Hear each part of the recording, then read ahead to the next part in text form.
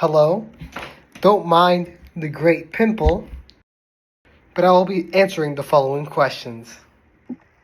Why is criticism ineffective according to Carnegie? Carnegie says criticism usually makes people defensive instead of helping them improve. Why do people rarely blame themselves? People rarely blame themselves because they usually try to justify their own behavior. What lessons did Abraham Lincoln learn about criticism? Lincoln learned that criticizing people usually causes conflict instead of improvement. Summarize the key principle of Chapter 1. The main principle is to avoid criticizing, condemning, or complaining.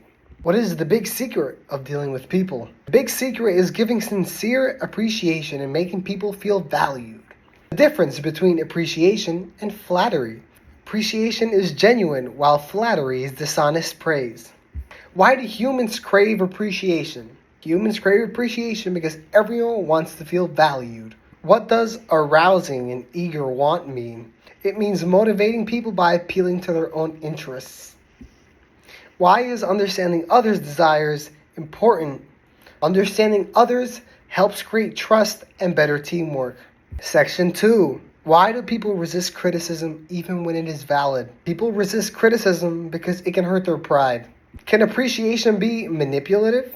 Appreciation can be manipulative if it is not sincere. Which chapter is the most relevant to your career and why? Chapter 1 is most relevant because good communication is important in any profession, especially like mine, business. Section 3. Scenario A. A team member submits work late. I would avoid blaming them and instead discuss on how to improve deadlines together. Scenario B. A colleague feels unmotivated.